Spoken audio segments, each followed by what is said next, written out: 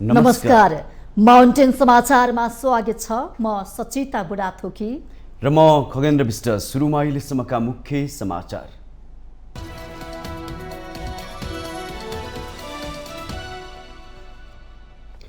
नागरिकता ऐन कार्यान्वयनको बाटो खुल्यो। सर्वोच्च अदालतले दिएनन् अन्तरिम आदेशलाई निरन्तरता। नागरिकता पाउन योग्य भएकाहरूले नागरिकता प्राप्त गर्ने। भारतीय चलचित्रको प्रदर्शन नरोक्न उच्च अदालत पाटनको अल्पकालीन अन्तरिम आदेश। अदालत र सरकार भारतको गुलाम बनेको मेयर शाहको टिप्पणी। फिल्म चलन नदिने। बजेट संशोधन गर्न प्रधानमन्त्रीमाथि सत्ता सहयात्रीहरूको दबाव बढ्दै। नेकपा एकीकृत समाजवादीका सांसद यथास्थितिमा बजेट पारित नगर्ने अडानमा जसपाको पनि उही स्वर। रासोपाले मनायो स्थापनाको पहिलो दिवस। मतपत्रमा समाज परिवर्तनको मत जाहेर हुन थालेको सभापति लामिछानेको भनाई। हर्क र बालेनलाई पार्टी प्रवेशको निम्तो। संसद चलेको 7 महिनासम्म पनि कानुन बनाउने काम ठप्प। हिउँदे अधिवेशनभरि एउटा कानुन पनि बनेन। 6 महिनापछि गठित समितिको बोझ पनि ज्येष्ठ सभापतिकै काँधमा।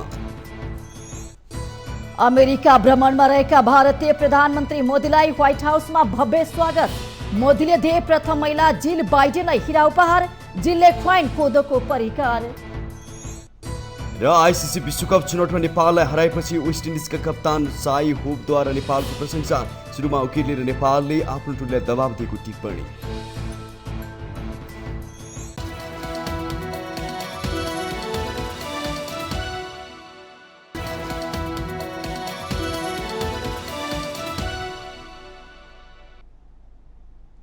अब समाचार विस्तारमा। सर्वोच्च अदालतले अन्तरिम आदेश दिन अस्वीकार गरेसँगै नागरिकता पाउने बाटो खुलेको छ। नागरिकता विधेयक प्रमाणीकरण सम्बन्धी रिटमा सर्वोच्चले अन्तरिम आदेश दिन अस्वीकार गरेको हो।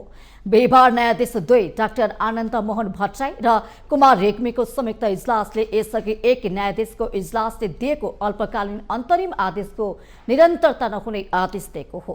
यससँगै राष्ट्रपति रामचन्द्र पौडेलबाट प्रमाणीकरण भएको विधेयक कार्यान्वयनमा यसअघि लागेको रोक हटेको छ।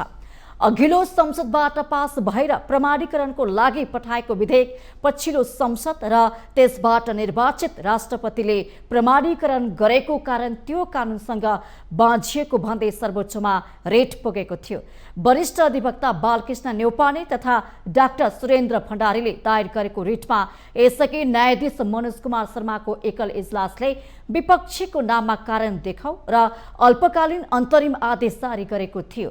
बिहिबार अल्पकालीन अन्तरिम आदेशको निरन्तरता हुने कि नहुने भन्ने सम्बन्धमा भएको सुनवाईमा न्यायाधीश 2 भट्टराई र रेग्मीको इजलासले अल्पकालीन अन्तरिम आदेशको निरन्तरता नहुने आदेश दिएको छ। यससँगै प्रमाणीकरण भएको विधेयकका आधारमा नागरिकता पाउन योग्य भएकाहरूले नागरिकता प्राप्ति गर्ने बाटो खुलेको छ।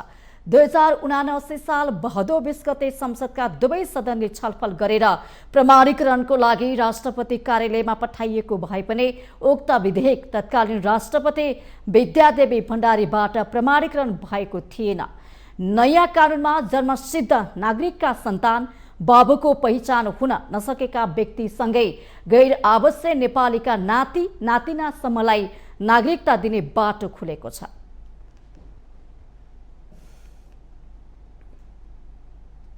उच्च अदालत पाटनले काठमाडौँका फिल्म हलहरूमा भारतीय चलचित्रको प्रदर्शन नरोक्न अल्पकालीन अन्तरिम आदेश जारी गरेको छ।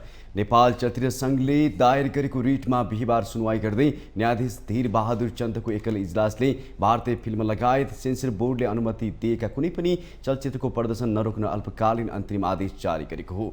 यो विषयमा अन्तरिम आदेश छलफलका लागि अदालतले असार 12 गते दुवै पक्षलाई बोलाएको छ। भारतीय चलचित्र आदिपुरुषमा रहेको जानकी भारती या छोरी हुन् भन्ने आशयको संवाद नहटाएको भन्दै काठमाडौँ महानगरपालिकाका मेयर बालेन्द्र शाहले गत सोमबारदेखि भारतीय चलचित्र प्रदर्शनमा रोक लगाउनु भएको थियो। मेयर शाहको उक्त निर्णय विरुद्ध चलचित्र सङ्घ अदालत गएको हो। यता अदालतको फैसला लगत्तै मेयर शाहले काठमाडौँका फिल्म हलहरूमा भारतीय चलचित्र प्रदर्शन रोक्न उच्च अदालतले दिएको आदेश नमान्ने चेतावनी दिनुभएको छ। सामाजिक सञ्जाल फेसबुक मार्फत उहाँले भारतीय चलचित्रको प्रदर्शन हुन नदिने बरु जुनसुकै सजाय भोग्न तयार रहेको प्रतिक्रिया दिनुभएको छ। मेयर शाहले अदालत र नेपाल सरकार नै भारतको गुलाम भएको आरोप समेत लगाउनु भएको छ। जहाँ सवाल देशको सार्वभौमिकता र स्वाधीनताको आउँछ, म कुनै पनि कानुन र अदालतलाई मान्नेवाला छैन, शाहले आफ्नो फेसबुकमा लेख्नु भएको छ। फिल्म लेखकले नेपाल भारतको अधीनमा थियो भनिसकेपछि उनीहरूको नियत थाहा हुने भन्दै उहाँले अदालतले फिल्म चल्नु दिनु भनेको नेपाल भारतको अधीनमा थियो भन्ने बुझिने जिकिर गर्नुभयो।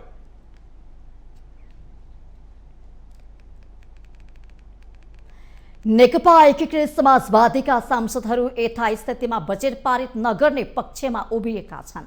नेकपा एकीकृत समाजवादीका सांसदहरू सरकारले प्रस्तुत गरेको बजेट यथास्थितिमा पारित गर्नु नहुने पक्षमा उभिएका हुन्। बिहीबार पार्टी संसदीय दलको कार्यालय सिंहदरबारमा बसेको संसदीय दलको बैठकमा सांसदहरूले बजेट असन्तुलित भएको भन्दै यथास्थितिमा पारित गर्न नहुने अडान राखेका छन्। यस विषयमा अध्यक्ष माधव कुमार नेपालले प्रधानमन्त्री र अर्थमन्त्रीसँग कुरा गर्ने बताइएको छ। बजेट परिमार्जन गरे सन्तुलित बनाएर मात्रै पारित गर्नुपर्नेमा नेकपा यसका सांसदहरूको जोड छ। यो बजेटमा भएको असन्तुलनका सवालमा माननीय सदस्यहरू सबैले कडाइका साथ कुरा उठाउनु भएको छ र यथास्थितिमा यो बजेट पारित गर्नुहुन्न भन्ने खालको कुरा सबै साथीहरूले बताउनु भएको छ। अब यही विषयलाई लिएर हामीले अध्यक्ष तथा हाम्रो दलको नेतालाई हामीले भनेका छौँ, तपाईले प्रधानमन्त्री अर्थमन्त्री उहाँहरूलाई समय राख्नुहोस्, यथास्थितिमा यो बजेट पारित हुँदैन र यसमा परिवर्तन गरेर यसमा असन्तुलन भएको कुरालाई सन्तुलित बनाएर मात्रै यो बजेट पारित गर्न सकिन्छ। उहाँले बजेटकै कारण सत्ता समीकरण भने नटुट्ने बताउनु भएको छ, तर बजेटमा भएको गलत कुरालाई सच्याउनु पर्ने उहाँको भनाइ छ। आगामी दिनमा निर्वाचित सांसदहरूको सल्लाह छलफल र जनतासँगको सल्लाहमा ल्याएको प्रतिवेदन बेगर बजेट बनाउन नहुने उहाँको सुझाव पनि छ।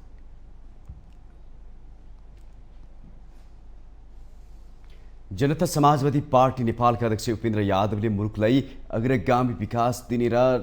अग्रगामी दिशातर्फ लैजाने प्रयासका साथ समाजवादी मोर्चा गठन भएको बताउनु भएको छ।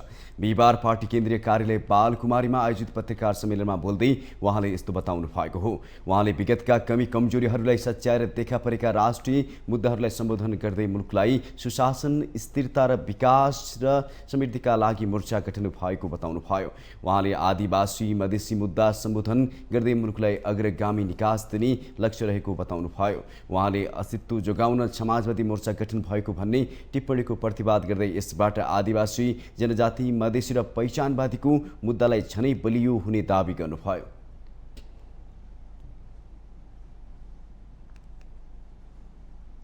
निश्चित रूपमा विगतका कमी कमजोरीहरूलाई सच्याउँदै देखा परेका राष्ट्रिय मुद्दाहरूलाई सम्बोधन गर्दै मुलुकलाई सुशासन, स्थिरता, विकास र समृद्धिका साथसाथै सामाजिक न्यायको सँगै यी जुन राष्ट्रिय मुद्दाहरू छन्, मधेसी समुदाय, आदिवासी जाति लगायतका ती मुद्दाहरूलाई सम्बोधन गर्दै मुलुकलाई अग्रगामी निकास दिने र अग्रगामी दिशातर्फ लैजाने प्रयास गर्नका लागि नै त्यो निर्माण भएको हो।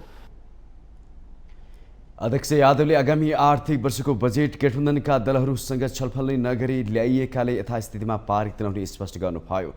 न्यायोचित विवरण नभएको बजेट सच्याएर ल्याएपछि मात्रै संसदबाट पास हुने बताउनुभयो। बजेटमा एकलौटी ढङ्गले गठबन्धनमा रहेका दलहरूसँग छलफलै नगरिकन यो बजेट ल्याइएको छ र बजेटले पुरै मधेस लगायत धेरै क्षेत्रलाई उपेक्षा गरेको छ। त्यसैले यसलाई चाहिँ सच्याउनु पर्छ भनेर, सुधार गर्नुपर्छ भनेर हामीले भनेका छौँ।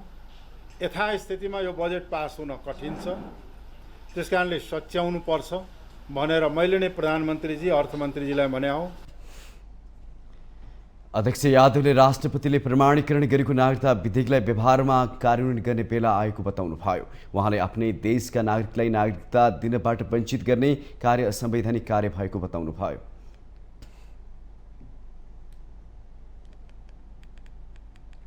राष्ट्रिय स्वतन्त्र पार्टीका सभापति रवि लामिछानेले समाज परिवर्तनको लागि तयार भएको कुरा मतपत्रमा जाहेर हुन थालेको बताउनु भएको छ।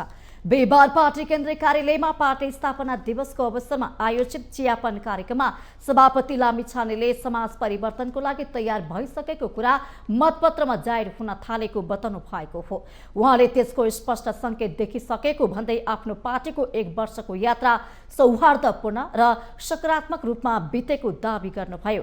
रासोपालाई जनताले आशा र भरोसाको रूपमा लिएको उहाँको तर्क छ।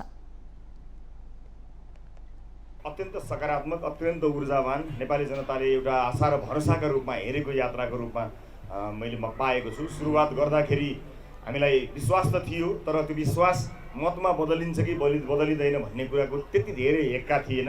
समाजले परिवर्तन खोजेको छ भन्ने कुराको जानकारी त विभिन्न माध्यमबाट हामीलाई थियो, तर साँच्चै नै समाज अब चाहिँ परिवर्तनका लागि तयारै भएको हो र त्यो तयार भएको कुरा मतपत्रबाट नै जाहेर गर्छ भन्ने कुराको चाहिँ एउटा स्पष्ट सङ्केत हाम्रो भाषामा घन्टी बजि नै सकेको छ। त्यसले गर्दा यो 1 वर्षको यात्रा अत्यन्त सौहार्दपूर्ण रह्यो। सभापति लामिछानेले काठमाडौँ महानगरपालिकाका मेयर बालेन शाह र दरान उपमहानगरपालिकाका मेयर हर्क साम्पाङ रासोपामा आए असाध्यै राम्रो हुने बताउनु भएको छ। आफ्नो सम्बन्ध दुवैजनासँग सौहार्दपूर्ण रहेको उल्लेख गर्दै दुवैको कामको प्रशंसा आफूले गरिरहेको बताउनु भएको छ। हामीले जोड्न सके त यो त असाध्यै राम्रो हुन्थ्यो। त्यो त हाम्रो चाहना छँदैछ। अब त्यो चाहना अनुरूप अन्य साथीहरूले पनि त्यसै गरी सोचिदिनु भयो भने हाम्रो तर्फबाट त 100% हामी सकारात्मक छँदैछौँ नि। सम्बन्धका हिसाबले पनि हाम्रो अत्यन्त सौहार्दपूर्ण सम्बन्ध छ। उहाँहरूको कामका हिसाबले पनि मैले त निरन्तर रूपमा उहाँहरूको कामको प्रशंसा गरेकै छु। चुनाव लड्दाखेरि सघाएदेखि अहिलेसम्म पनि निरन्तर उहाँको राम्रो कामको सघाउने काममा निरन्तरता दिएकै जस्तो लाग्छ मलाई। त्यो आफैमा एउटा राम्रो सङ्केत बन्न सक्यो र त्यो हुन सकेछ भने हाम्रो लागि चाहिँ त्यो खुसीको कुरा हुन्छ। बिहिबार नै पार्टी प्रवेश गर्नुभएका पूर्व बैंकर अनिल केशरी शाहले सभापति लामिछाने र आफ्नो सोच मिलेकाले पार्टी प्रवेश गरेको बताउनु भएको छ। देशमा नेतृत्वको अभाव रहेको कुरा आफूले महसुस गरेको भन्दै नेतृत्व विकासको सिप प्रयोग गर्न चाहेको उहाँको भनाइ थियो। छोटोमा म भन्न चाहन्छु, मैले 31 वर्ष ब्याङ्किङ सिधाइसकेपछि मैले एउटा उद्देश्य लिएर अगाडि बढेको थिएँ, नेतृत्वको विकास। किनभनेदेखि आज हेर्नुहुन्छ भनेदेखि देशमा कुनै चिजको अभाव छ भने नेतृत्वको अभाव छ।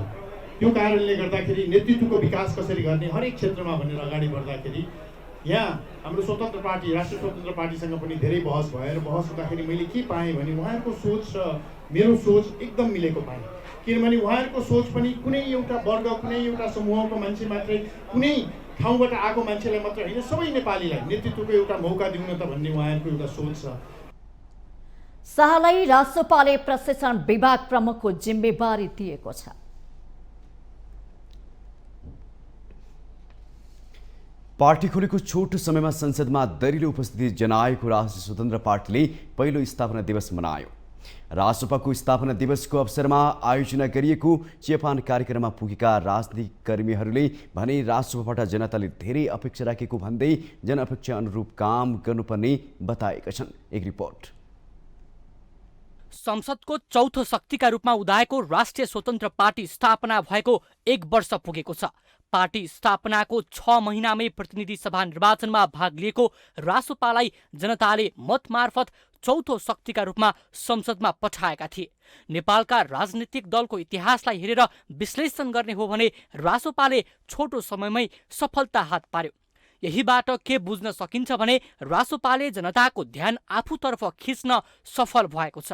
त्यसैले जनअपेक्षा अनुसारको काम गर्दै रासोपाले वैचारिक आधारलाई फराकिलो पार्दै पार्टीको सांगठनिक प्रक्रियालाई पारदर्शी बनाउनु पर्ने राजनीतिका जानकारहरू बताउँछन्। राष्ट्रिय स्वतन्त्र पार्टीले भर्खर 1 वर्षको चाहिँ वार्षिक उत्सव मनायो होइन। यो चाहिँ एउटा 1 वर्षभित्रमा उहाँहरूले जुन चाहिँ उपलब्धि हासिल गर्नुभएको छ यो चाहिँ उल्लेख्य उपलब्धि हो।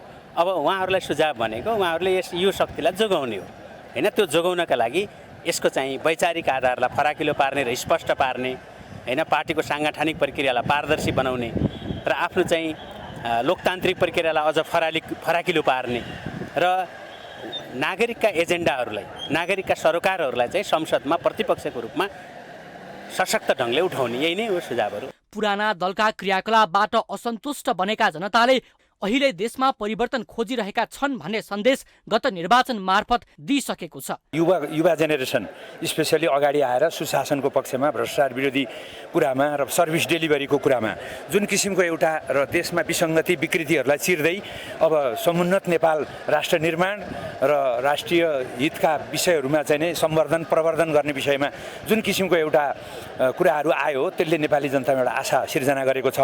तर कतिपय क्लियर नभएको कुराहरू पनि सुन्नमा आयो। मलाई अहिले अरू पत्रकार साथीहरूले पनि सोध्नुभयो, त्यसमा चाहिँ सैद्धान्तिक नीतिगत कुराहरूको जुन छ त्यो विषयहरूमा चाहिँ सबै क्लियर गर्दै जानुपर्छ भन्ने लाग्छ मलाई। जान्नेलाई छान्ने जस्ता नारा लिएर अगाडि बढेको रासोपाका अधिकांश नेतृत्वकर्ता युवाहरू छन्। सुशासन र भ्रष्टाचार विरुद्धको अभियानमा रासोपा खरो रूपमा उत्रिनुपर्ने धेरैको सुझाव छ। अनि एउटा त के हो भन्दा अहिले जनताले जुन खालको हैन नयाँपन खोजिरहेछ दलहरूभित्र र एउटा खालको संस्कार, त्यसपछि त्यो संस्कारसँगै जनताप्रति उत्तरदायी हुनुपर्छ भन्ने कुरा जुन खोजी गरिरहेछ, त्यो खोजी गर्ने कुरा उहाँहरूबाट अलि बढी अपेक्षा गरिरहेछ। त्यो सँगै पुराना पार्टीहरूलाई पनि तपाईँहरू पनि एउटा कल्चर निर्माण गरेर जानुहोस्, एउटा संस्कृति विकास गरेर जानुहोस् भनेर जसरी शुभेच्छा व्यक्त गरिरहेछ, त्यो कुरा हामीले सिक्नुपर्छ। यदि सिक्न सकेनौँ भने के हुन्छ भन्दा समयक्रममा पार्टीहरूको जसरी हिजो उदय भयो त्यसरी फेरि डिक्लाइन पनि सुरु हुन सक्छ। जनताले दलहरूभित्र नयाँपन र राजनैतिक संस्कार खोजेका छन्। रासोपा नयाँ भएकाले त्यसप्रति धेरैको आकर्षण छ। यो कुरा पुराना दलका नेताहरू पनि स्वीकार गर्छन्। हाल प्रतिपक्षको भूमिकामा रहेको रासोपा अहिले संगठन निर्माणको कार्यमा लागिरहेको छ। रासोपाले भुइँ तहसम्मै संगठन विस्तार गरी आगामी निर्वाचनमा बहुमत ल्याउने गरी तयारी गरिरहेको छ। संसदको अभ्यासलाई हामी अझ बलियो बनाउँछौँ, जनतासँग अझै जोडिन्छौँ। बिचमा केही अलिकति जनताका कुराहरूमा ग्याप अलिकति देखिएको छ भने त्यसलाई पूर्ति गर्छौँ। सङ्गठन निर्माणमा ध्यान केन्द्रित गर्छौँ र भ्रष्टाचार र विरुद्धको खबरदारीलाई सशक्त रूपमा सदनदेखि सडकसम्म हामी त्यसको विरुद्धको आवाजलाई बलियो बनाउँछौँ। जनभावना र जनअपेक्षा अनुसार कार्य गर्दै संगठन निर्माणको काम गरे रासोपालाई आगामी निर्वाचनमा अझै राम्रो सफलता प्राप्त हुन सक्छ। तर सत्ता र स्वार्थको खेलबाट टाढा रहन भने सक्नुपर्छ। माउन्टेन टेलिभिजन एसडीका लागि विक्रम साकेका साथमा सन्दीप शर्माको रिपोर्ट। माउन्टेन समाचारमा पालो भएको छ ब्रेकको।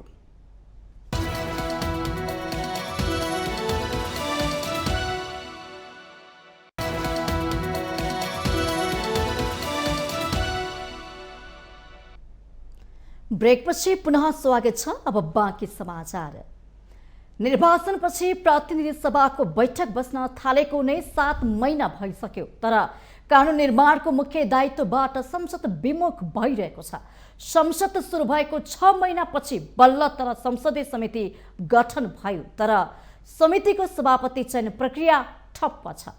समितिमा सभापति चयन नहुँदा संसदीय समितिमा सबैभन्दा पाको उमेरका सदस्यको काँधमा जिम्मेवारी छ। एक रिपोर्ट। निर्वाचनपछि प्रतिनिधि सभाको बैठक बस्न थालेको नै 7 महिना भइसक्यो। गत मङ्सिरमा सम्पन्न निर्वाचनपछि बसेको संसदमा विरोध, रेकर्ड हटाउने, अस्वस्थ र अर्थहीन बहस प्रशस्त भएका छन्। तर कानून निर्माणको मुख्य दायित्वमा कुनै प्रगति हुन सकेको छैन।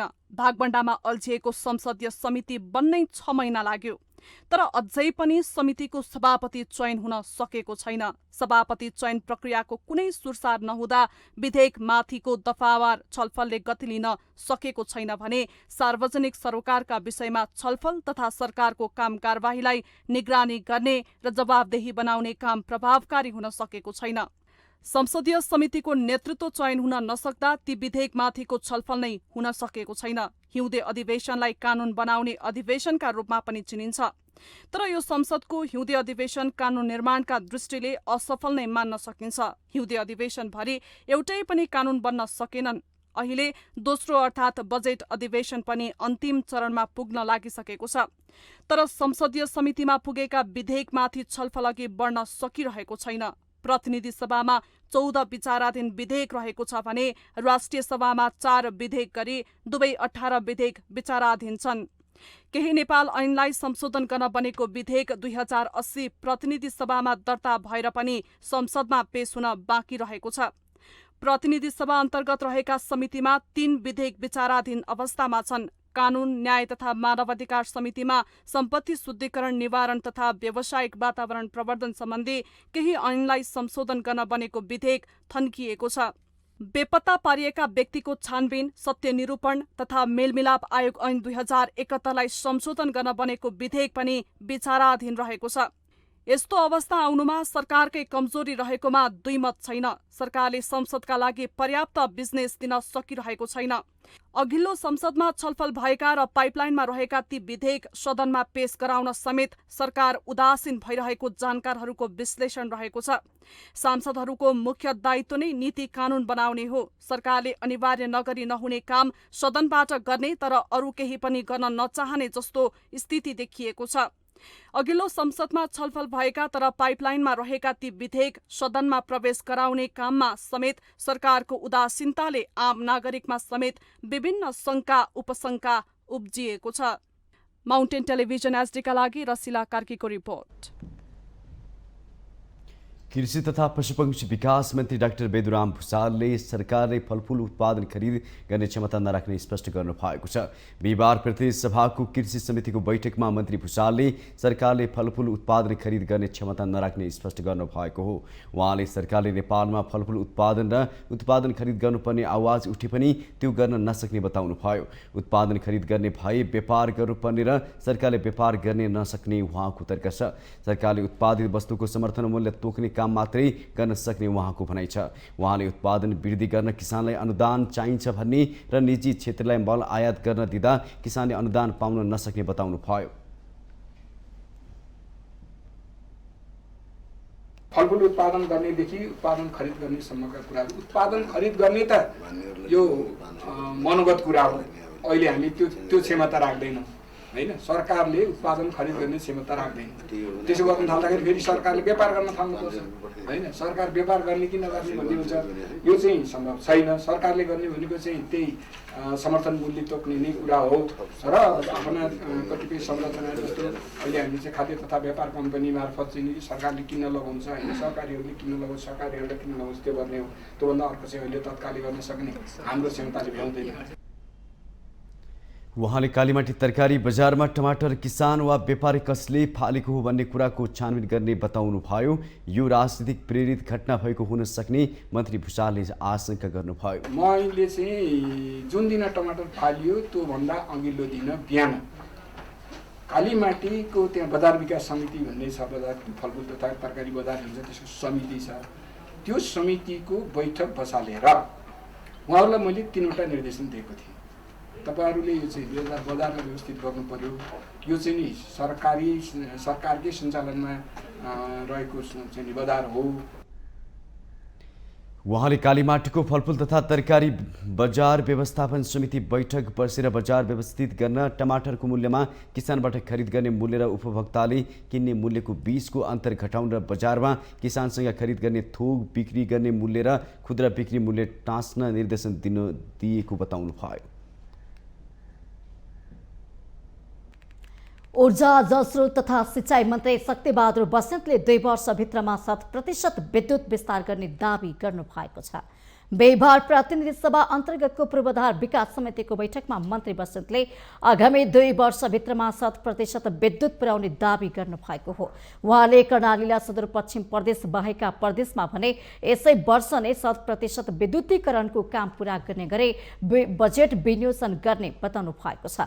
वर्षयाममा विद्युत आपूर्तिलाई सहज बनाउनको लागि 1 महिनाभित्रमा 2वटा ट्रान्समिसन लाइन थप्न लागेको पनि मन्त्री बस्नेतले जानकारी दिनुभएको छ। अब आजका दिन हामीलाई के समस्या परिरहेको छ त भन्दा अब मनसुन सुरु भइसकेपछि हाम्रो उत्पादन वृद्धि हुने भयो।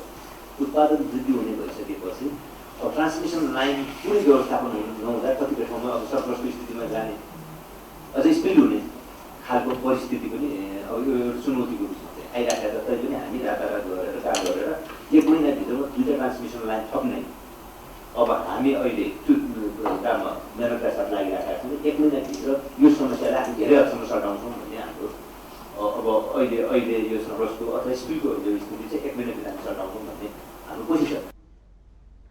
बैठकमा नेपाल विद्युत प्राधिकरणका प्रबन्ध निर्देशक कुलमान घिसिङले काठमाडौँमा विद्युतको तार भूमिगत गर्ने काम भइरहेको भन्दै केही महिना नागरिकले अप्ठ्यारो बेहोर्नुपर्ने स्पष्ट पार्नुभयो। खानेपानीको पनि भूमिगत काम भइरहेकोले कुनै काम नसकेसम्म सडक पेच गर्न नसकिने उहाँको तर्क छ। कुरा चाहिँ हामीले गरिरहेछौँ। अलिकति काठमाडौँमा तारको मात्रै होइन यो खाने पानीको पनि धेरै चाहिँ भूमिगत कामहरू भइरहेछ।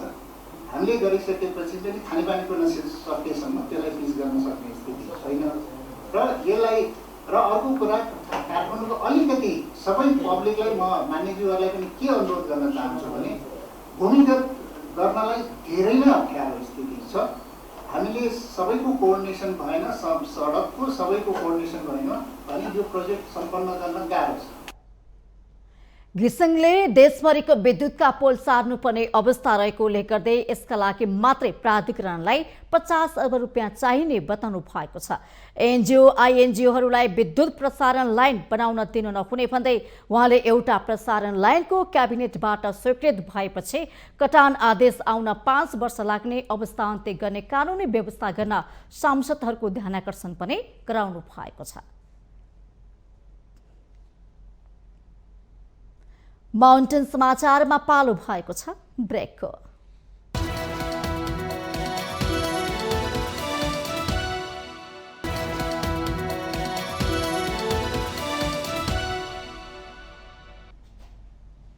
ब्रेकपछि स्वागत छ। अब बाँकी समाचार।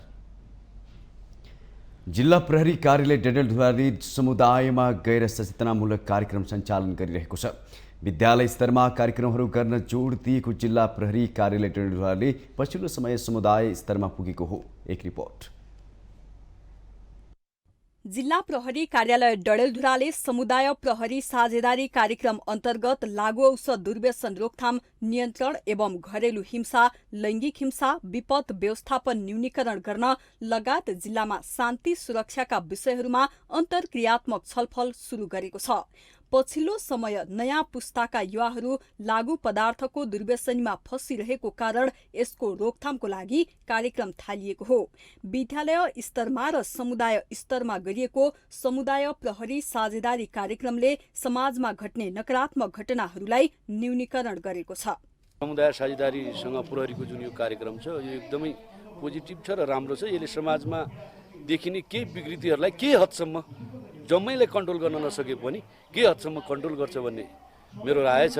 लागू औषध मात्रै नभएर कानुनले वञ्चित गरिएका चिजहरू समाजमा प्राकृतिक अप्राकृतिक जे जति घटनाहरू घट्छन् यसलाई चाहिँ सूचित गराउनु, यो घटना कम घट्नुमा यो पुर्याउँछ। र अभिभावकलाई समेटेर हाम्रो बालबच्चाहरूलाई कसरी हामीले घरमा चाहिँ के शिक्षा दिने, मोबाइल कतिखेर दिने, मोबाइलहरू यस्ता सामाजिक सञ्जालहरू कति उमेर पुगिसकेका बच्चाहरूलाई चलाउन दिने, अनि यो जो हाम्रो सामुदायिकमा विभिन्न उच्छृङ्खल किसिमका केही व्यक्तिहरू अत्यधिक मदिरा खाएर या लागू औषध खाएर जो हाम्रो गाउँ आसपासमा रहेका छौँ, लुकाइरहेका छौँ, तिनीहरूलाई पनि यस्ता कार्यक्रममा समेटेर गुप्त रूपमा तिनीहरूलाई डारिस गरेर ल्याउने होइन कि सम्मानका साथ लिएर कार्यक्रममा जाउँ भने उनीहरूलाई पनि समेट्न पाएपछि अझै राम्रो हुन्थ्यो। सहरी क्षेत्रमा घरेलु हिंसा, लैङ्गिक हिंसा केही कम भए पनि अझै पनि ग्रामीण क्षेत्रमा भने घरेलु तथा लैङ्गिक हिंसा कायमै छ। विशेष गरी यो कार्यक्रमले बालबालिकाहरूलाई लागू औषध दुर्व्यसन रोकथाम नियन्त्रणमा महत्त्वपूर्ण रहेको स्थानीयले अनुभव गरेका छन्। यस कार्यक्रमले सबै ठाउँमा, जिल्लामा, वडामा, गाउँमा धेरै कुराहरूमा सचेत गरिसकेको छन्। बालबालिकाहरूदेखि लिएर अनि जाड रक्सी खाने, घरमा श्रीमती कुट्ने, त्यस्ता झैझगडाहरू गर्ने, समाजमा पनि झैझगडाहरू गर्ने यो जो विकृतिहरू छन् यसलाई यस कार्यक्रमले धेरै सहजीकरण र उसमा कम रूपमा लिएर आएको छ। यो कार्यक्रम सबै ठाउँमा सञ्चालित हुनैपर्छ। यस कार्यक्रमले धेरै कुराहरू सुधार गरिरहेको छ। जिल्लाको ग्रामीण भेग होस् या सदरमुकामका चिया पसलहरूमा समेत चरेस तथा गाँजा पाइने गरेको छ। लागू औषध दुर्व्यसनीमा विशेष गरी 13 देखि 25 वर्ष उमेरका विद्यार्थी युवाहरू लागू पदार्थको लतमा फँसेको पाइएको छ। यसको रोकथामका लागि जिल्लाको 601 स्थानमा समुदाय प्रहरी साझेदारी कार्यक्रम गरिएको हो। डडेलधुरा जिल्ला स्थित सम्पूर्ण यो प्रहरी कार्यालयबाट यो समुदाय प्रहरी साझेदारी कार्यक्रमलाई एकदमै प्रभावकारी रूपमा चाहिँ सञ्चालन गरेका छौँ। अहिले म्याक्सिमम अहिले यी सूचनाहरू साइबर क्राइमसित सम्बन्धित भिडियो भाइरल गरिदिएका, फोटोहरू भाइरल गरिदिएका, गलत मेसेज लिएका सूचनाहरू चाहिँ बढी आउने गरेको छ। त्यस्तै अहिले रक्सी खाएर घरमा घरेलु हिंसा गरेका कुराहरूमा तुरुन्तै विद्यार्थीहरूले, समुदायका मान्छेहरूले प्रहरीलाई खबर गरिदिने गरिरहेछन् र हामी पनि उहाँहरूले खबर गर्नासाथ तुरुन्त खटिजाने र त्यस्तो मान्छेलाई पक्राउ गर्ने, नियन्त्रणमा लिने र उहाँलाई काउन्सिलिङ गर्ने, कानुनी कारबाही गर्ने काम गरिरहेछ। सर्वसाधारण नागरिकले पनि बिना वर्दीको प्रहरीको भूमिका खेल्न सक्ने भन्दै समाजमा अशान्ति तथा अभद्र व्यवहार गर्नेहरूलाई नियन्त्रणमा लिएर कानूनको दायरामा ल्याउन सबैको सहयोग आवश्यक रहेको प्रहरीको भनाइ छ। माउन्टेन टेलिभिजन एचडीका लागि डडेलधुरा सहकर्मी विमल जैरूको रिपोर्ट। सर्वोच्च अदालतले उपप्राध्यापक प्रेम चलाउनेलाई आक्रमण गर्नेहरूमाथि चलाइएको मुद्दा फिर्ता नलिन अन्तरिम आदेश दिएको छ। न्यायाधीश मनोज कुमार शर्माको इजलासले मुद्दा फिर्ता लिने निर्णय कार्यान्वयन नगर्न अन्तरिम आदेश दिएको हो। सर्वोच्च अदालतले मुद्दा फिर्ता लिनुको कारण पेश गर्न पनि सरकारलाई आदेश दिएको छ। अदालतको आदेशसँगै जिल्ला अदालतमा सरकारी वकिलले मुद्दा फिर्ता लिन दिएको निवेदन प्रभावविहीन भएको छ। यो आदेश चित्त नबुझे सरकार अन्तरिम आदेश खारेजको माग गरे सर्वोच्च अदालत जान भने सक्नेछ। आफूमाथि आक्रमण गर्नेहरू विरुद्धको मुद्दा फिर्ता लिने सरकारको निर्णय विरुद्ध त्रिभुवन विश्वविद्यालयका उपप्राध्यापक चलाउने बुधबार सर्वोच्च पुग्नु भएको थियो। मुद्दा फिर्ता लिने सरकारको निर्णय युक्तिसङ्गत नभएको र अपराधीलाई संरक्षण गर्ने प्रकृतिको रहेको भन्दै उहाँले सरकारको निर्णय तत्काल रोक्नुपर्ने माग गर्नु भएको छ। अख्तियार दुरुपयोग अनुसन्धान आयोगले गैर कानुनी सम्पत्ति कमाएको अभियोगमा नेपाल विद्युत प्राधिकरणका तत्कालीन मेकानिकल इन्जिनियर कृष्ण प्रसाद यादव विरुद्ध विशेष अदालतमा मुद्दा दायर गरेको छ। आयोगले बिहिबार यादव विरुद्ध 1,42,52,550 रुपियाँ बिगु, त्यति नै जरिवाना र स्रोत नखुलेको सम्पत्तिबाट बढे बढाइएको जायज यथा जफत तथा कैद सजाय माग दाबी सहित मुद्दा दायर गरेको हो। पदको दुरुपयोग गरी यादवले सेवामा रहँदा भ्रष्टाचार गरेको अख्तियारको अभियोगमा उल्लेख छ। यादव 2048 फागुन 1 गतेदेखि 2079 जेठ 1 गतेसम्म सार्वजनिक सेवामा रहेको यादव विरुद्ध अख्तियारको गैर कानुनी सम्पत्ति छानबिनको मुद्दा अगाडि बढाएको थियो। यादवले पदमा रहँदा 3,98,98,594 रुपियाँ बराबरको खर्च तथा लगानी गरेको पाइएको छ। वैध आयको तुलनामा लगानी तथा खर्च बढी रहेको तथा त्यसको कुनै स्रोत समेत नखुलेको पाइएको आयोगले दायर गरेको मुद्दामा उल्लेख छ। वैध आयभन्दा बढी रहेको 1,42,52,550 रुपियाँ बराबरको बिगो कायम गरिएको हो। आयोगले गैर कानुनी रूपमा आर्जन गरेको तथा स्रोत नखुल्ने सम्पत्ति पत्नी मन्जु देवी यादवको नाममा घर जग्गा खरिद, घर निर्माण, शेयर खरिद लगायतका प्रयोग गरेको उल्लेख गरेको छ।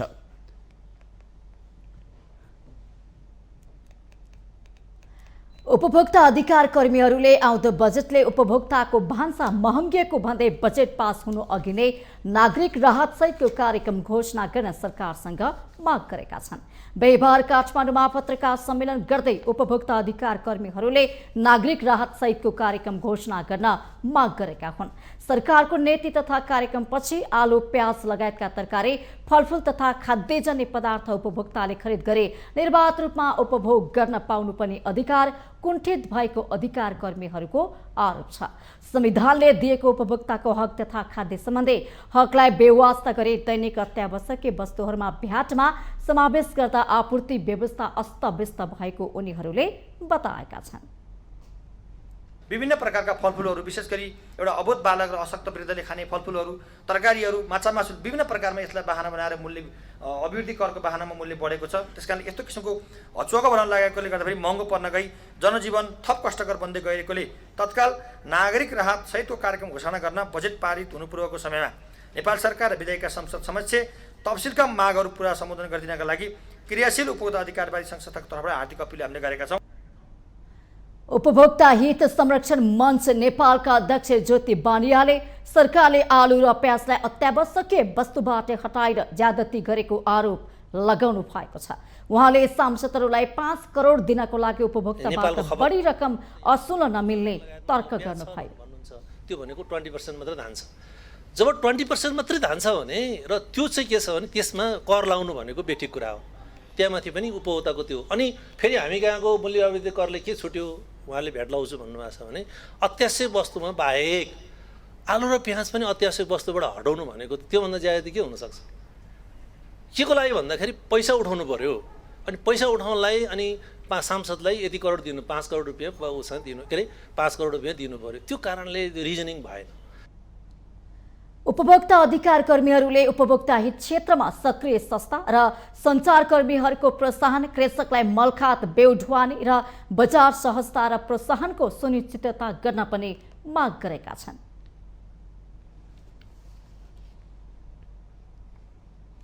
नेकपा माओवादी केन्द्रले केन्द्रीय समितिको बैठक बोलाएको छ। पार्टी अध्यक्ष पुष्पकमल दाहाल प्रचण्ड र महासचिव देव गुरुङले परिपत्र पठाएर बैठकको जानकारी गराउनु भएको हो। बैठक यही असार 23 गते 11 बजे प्रज्ञा भवन कमलातीमा बस्नेछ।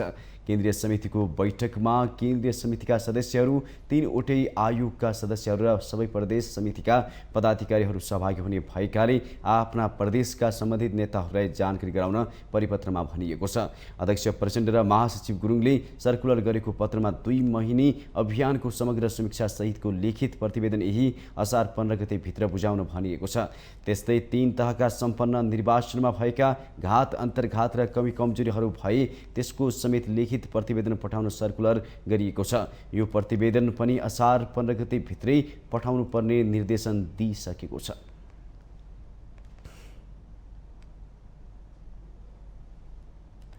बागमती प्रदेश सभाको बैठक यही असार 12 गते मंगलबार बस्दैछ। दिउँसो 1 बजे बस्ने प्रदेश सभा बैठकमा आगामी आर्थिक वर्ष 2080-81 को प्रस्तुत बजेटमाथि छलफल हुने प्रदेश सभा सचिवालयले जनाएको छ। बागमती प्रदेश सरकारले गत शुक्रबार आगामी आर्थिक वर्षको लागि 62 अर्ब 70 करोड 27,69,000 रुपियाँको बजेट विनियोजन गरेको थियो। सरकारले बजेटमाथि छलफलको मिति तय गर्दा एमाले सहित 3 प्रतिपक्षी दलले बजेट पास हुन नदिने चेतावनी दिएका छन्। सरकारले एकलौटी ढंगले बजेट ल्याएको आरोप लगाउँदै एमाले सहित राष्ट्रिय प्रजातन्त्र पार्टी राप्रपा र नेपाल मजदुर किसान पार्टी नेमाकिपाले बजेट सदनबाट पास हुन नदिने बताएका छन्। बजेटको 27% मुख्यमन्त्री, अर्थमन्त्री र भौतिक पूर्वाधार मन्त्रीको क्षेत्रमा पारिएको आरोप लगाउँदै एमाले बागमती संसदीय दलका नेता जगन्नाथ थपलियाले दुईगो विकासको लक्ष्यलाई कतै नछोएको आरोप लगाउनु भएको छ। बजेटको लक्ष्य, गन्तव्य र कुनै क्रियाकलाप नमिलेको उहाँको जिकिर छ। यता नेपाल किसान मजदुर पार्टीले पनि सरकारले अध्ययन बिनाको बजेट ल्याएको आरोप लगाएको छ। मनलाग्दी तरिकाले ल्याएको बजेट सदनबाट पास भए जनतालाई घाटा हुने नेपाल मजदुर किसान पार्टीको तर्क छ।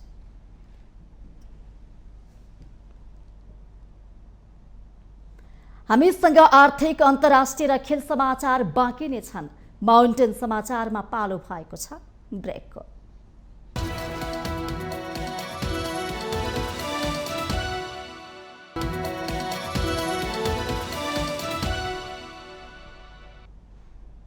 ब्रेकपछि स्वागत छ पालो आर्थिक समाचारको। आर्थिक समाचारको साथमा जगदम्बा सुपर साइन तथा ग्याल्बा प्लस जीवनभरको भरोसा। रिद्धि सिद्धि सिमेन्ट रोबोटिक ल्याबमा बनेको स्मार्ट सिमेन्ट।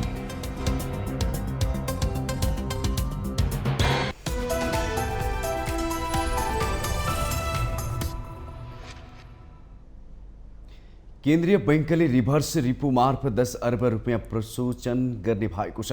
बैंक तथा वित्तीय संस्थामा 3 खर्बभन्दा बढी लगानी योग्य पुँजी थुप्रिएपछि बैंकले रिभर्स रिपो मार्फत तरलता प्रसोचन गर्न लागेको हो। बैंकका अनुसार 7 दिनका लागि रिभर्स रिपो मार्फत 10 अर्ब रुपियाँ प्रसोचन गर्न खोजिएको हो। बजारमा तरलता अभाव हुँदै केन्द्रीय बैंकले रिपो मार्फत बैंक तथा वित्तीय संस्थाहरूलाई पैसा सापटे दिन्छ भने बजारमा अधिक तरलता हुँदा रिभर्स रिपो मार्फत पैसा प्रसोचन गर्ने गर्छ। पछिल्लो पटक केन्द्रीय बैंकले 10 अर्ब रुपियाँ प्रसोचन गर्दै बजारमा तरलता थुप्रिएको सहजै अनुमान गर्न सकिन्छ। तरलता सहज भएसँगै अन्तर बैंक दर समेत घटेर 4.01%मा झरेको छ। मौद्रिक नीतिको समीक्षाले बैंक दर 7%मा झारेसँगै अन्तर्बैङ्क ब्याज दर समेत 4% हाराहारी आइपुगेको छ। त्यसपछि बैंकले रिपो मार्फत बैंक तथा वित्तीय संस्थाहरूबाट तरलता प्रशोचन सुरु गरेको हो। राष्ट्र बैंकका अनुसार पछिल्लो समय बैंक तथा वित्तीय संस्थाहरूमा 55 खर्ब 67 अर्बभन्दा बढी निक्षेप जम्मा हुँदा 48 खर्ब 56 अर्ब रुपियाँ बराबरको मात्र लगानी हुन सकेको छ।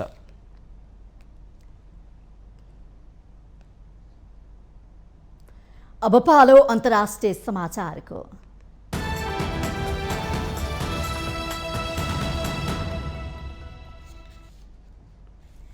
अमेरिकाको 3 दिने भ्रमणमा जानुभएका भारतीय प्रधानमन्त्री नरेन्द्र मोदीले त्यहाँकी प्रथम महिला जिल बाइडेनलाई प्रयोगशालामा बनेको हीरा उपहार दिनुभएको छ।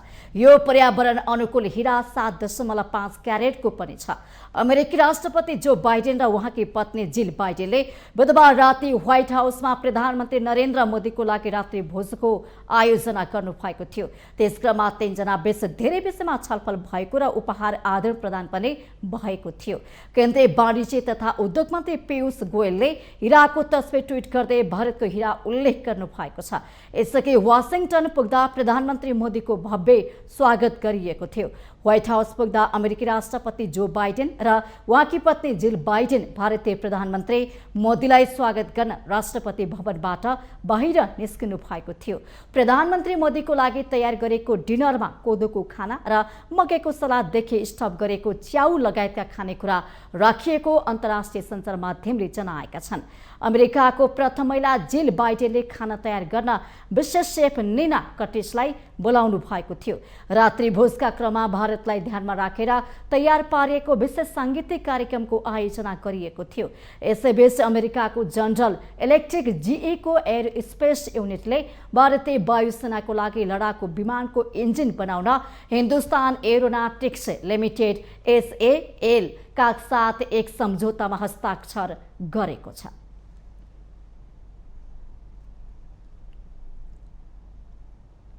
अब पालो खेल समाचारको।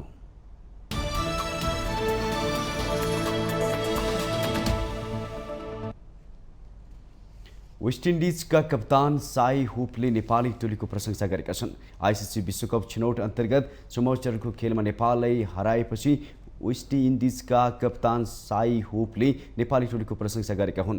पहिलो पटक नेपालको सामना गरेको भन्दै हुपले नेपालले राम्रो क्रिकेट खेलेको भन्दै प्रशंसा गरेका हुन्। अलिकति राम्रो खेलेको भए नेपाल विजयी हुने सम्भावना रहेको भन्दै हुपले नेपाली ब्याटरलाई दबावमा राख्न सर्ट बल प्रयोग गर्ने योजना बनेको पनि स्वीकारेको। सुरुवातमा कि विकेट चाहिने अवस्थामा विशेष गरी ओपनरलाई दबावमा राख्न सर्ट बल प्रयोग गरेको यसमा सफल भएको होपको प्रतिक्रिया छ। प्लेयर अफ द म्याच होपले नेपाल विरुद्ध कमजोर सुरुवात गरे पनि आफ्नो र निकोलस पुरोनको दोहोरो साझेदारीले जित हात पार्न सफल भएको बताए। होपले आउने खेलमा आफ्नो टोलीको फिल्डिङमा पनि सुधार गर्नुपर्ने बताए। नेपाल विरुद्ध कमजोर फिल्डिङले टोलीको कमजोरी थाहा भएको र त्यसलाई सुधार गर्न आवश्यक रहेको उनले बताए। जिम्बाब्वेमा भइरहेको आइसिसी विश्वकप क्रिकेट छनौटमा बिहिबार 2 पटकको विश्व विजेता वेस्ट इन्डिजसँग नेपाल 101 रनले पराजित भएको हो। 340 रनको विशाल योगफल पछ्याएको नेपालले 49.4 बलमा अल आउट हुँदै 238 रन मात्र बनाएपछि 101 रनले पराजित भएको हो। नेपालकै समयमा रहेको अमेरिका लगातार 3 हारसँगै प्रतियोगिताबाट बाहिरिएको छ। नेपाल सुपर 6 मा पुग्न शनिबार नेदरल्यान्ड्सलाई हराउनु पर्ने हुन्छ। नेपालले हराएर मात्र हुँदैन, नेदरल्यान्ड्सले अन्तिम खेलमा वेस्ट इन्डिजसँग पनि हार्नुपर्ने हुन्छ। नेपाल नेदरल्यान्ड्ससँग पराजित भएमा सोह्रौं चरणबाटै बाहिरिनेछ।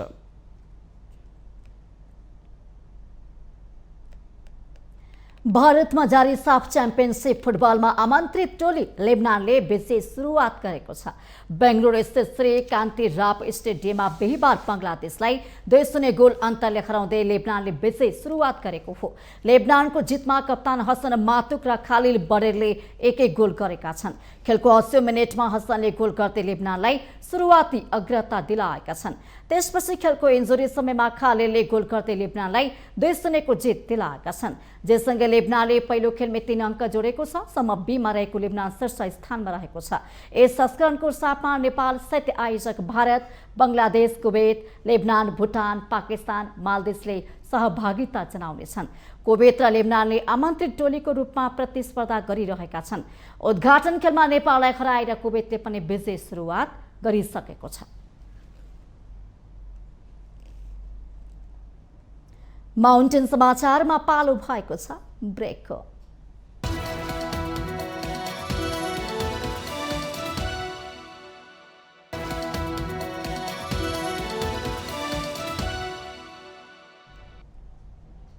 ब्रेकपछि स्वागत छ। यो सँगै हामी माउन्टेन समाचारको अन्त्यमा आइपुगेका छौँ।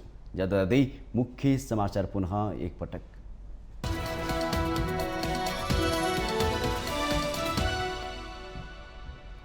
नागरिकता ऐन कार्यान्वयनको बाटो खुल्यो। सर्वोच्च अदालतले दिएन अन्तरिम आदेशलाई निरन्तरता।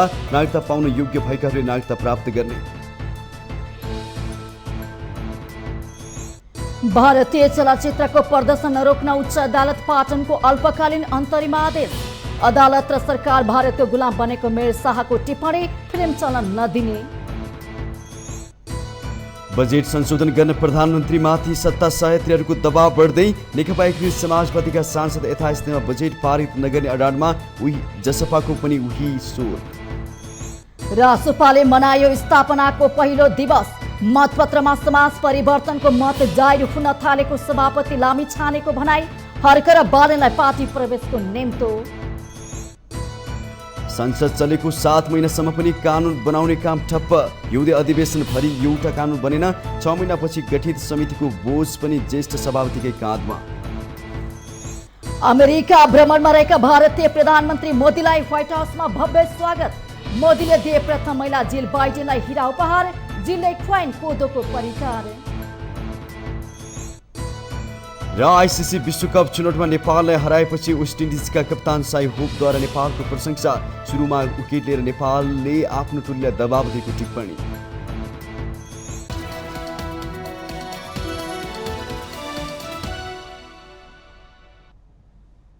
माउन्टेन समाचार अहिलेलाई सकियो। सत्य, तथ्य र निष्पक्ष समाचारको लागि माउन्टेन टेलिभिजन एचडी हेर्दै रहनुहोला। नमस्कार।